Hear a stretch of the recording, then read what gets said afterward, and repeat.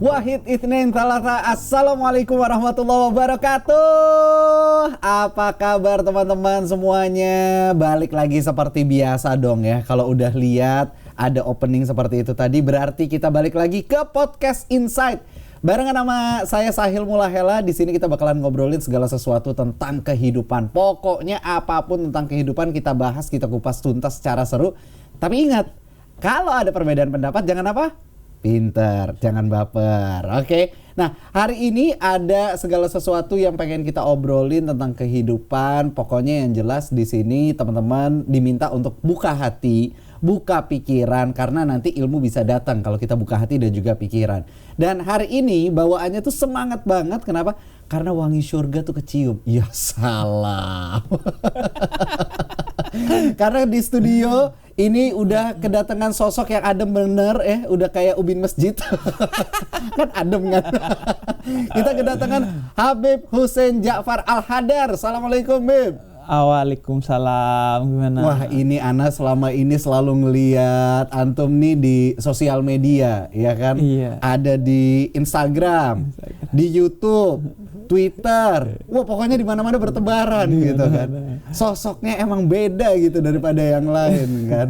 Jadi sekarang lagi sibuk apa nih, Bib? Ya, kesibukan sekarang baru selesai tesis di Magister Ilmu Al-Quran dan Tafsir UIN Syarif Hidayatullah Jakarta. Itu yang di Ciputat ya? Iya, yang di Ciputat. Oke. Nah, sekarang itu selain itu bikin konten di YouTube, kemudian ngisi-ngisi acara, kemudian nulis buku juga, dan secara umum sih job desk utamanya adalah membina para pemuda tersesat. Ya salah.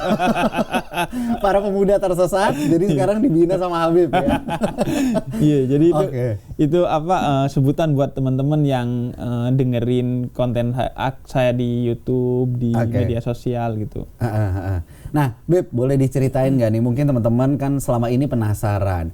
Hidup dan tumbuh kembang di keluarga Habaib itu sebenarnya seperti apa sih? Dulu pernah bandel nggak? Pernah pacaran nggak? Atau pernah ngapain gitu nggak? Atau emang dari dulu udah lurus aja? Iya, ya sebenarnya kan Habib itu kan mengacu kepada mereka yang punya garis keturunan kepada Nabi Muhammad.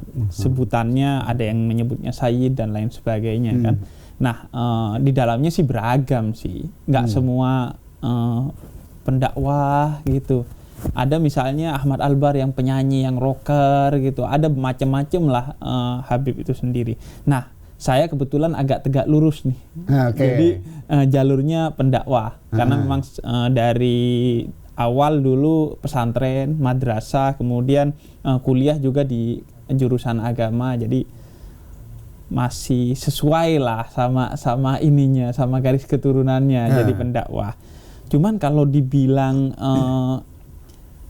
gimana kehidupannya sih, menurut saya sih biasa-biasa aja. Normal ya? Normal. Cuman memang ada standar-standar yang menurut umum belum nakal.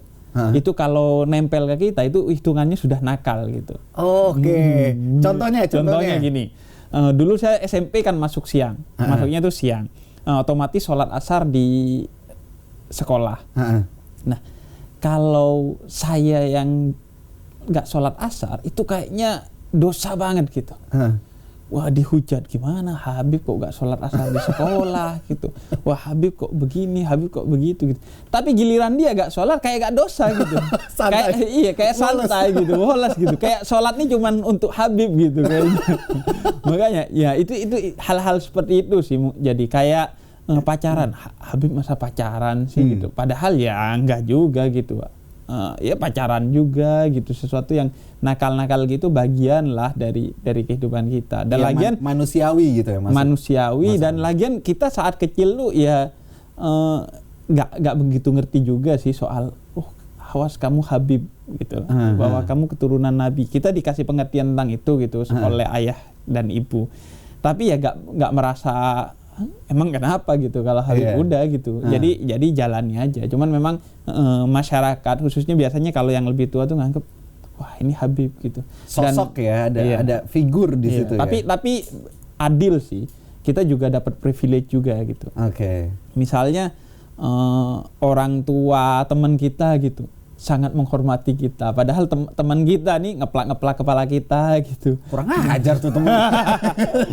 Jadi dia noyor-noyor kepala kita, tapi giliran kita main ke rumahnya ketemu sama bapak ibunya cium tangan dong sama kita. Nah lo, wah ini Habib, dia cium tangan gitu. Nah, Antum sempat ngadu nggak ke bapak ibunya? Nih anak ente ngeplak-ngeplakin aneh nih. Iya, kita ngadu kan, anak ente ngeplak-ngeplakin aneh.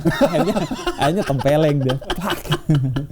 Jadi ya gitu, ada bebannya, dalam tanda petik ada bebannya gitu di satu sisi, di sisi lain sih ada privilege-nya gitu. Oke. Ada yang kadang nggak tahu kita ini apa beban atau privilege, kadang nggak tahu. Misalnya kalau kita hafalnya cuma surat Al-Ikhlas, tiba-tiba disuruh ceramah, atau tiba-tiba disuruh mimpin tahlil atau mimpin acara maulid atau jadi imam sholat gitu. Kita bingung tuh. Seolah-olah Habib sudah jadi ngerti agama secara sempurna gitu ya. Nah itu kita nggak tahu tuh. Ini kita dihormati atau di prank, kita nggak tahu. Di prank. Bener juga sih. Orang kalau kita coba ngomong bahasa Arab aja diamin-aminin, dikira kita doa, padahal ngomong bahasa Arab gitu kan. Nah jadi sebenarnya menyandang gelar Habib itu ada beban tersendiri nggak?